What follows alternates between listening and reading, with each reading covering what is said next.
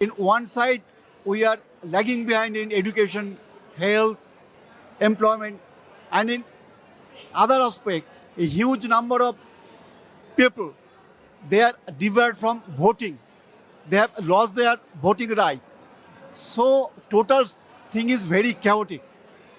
We all want a peaceful state, a state that will grow. পশ্চিমবঙ্গে যা চলছে এসআইয়ের নাম করে প্রচুর মানুষের নাম বাদ চলে গেছে,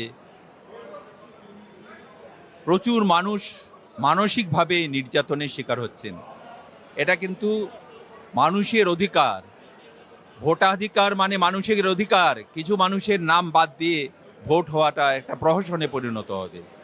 আমরা এই প্রহসন চাই না। আমরা চাই নিরপেক্ষভাবে সবাই যাতে যে যার ভোট দিক, ভোট দিয়ে একটা নির্বাচিত সরকার গঠন করুক। ধর্মের নামে ঘৃণা যে দলই ছড়াচ্ছে সেটা বন্ধ হোক।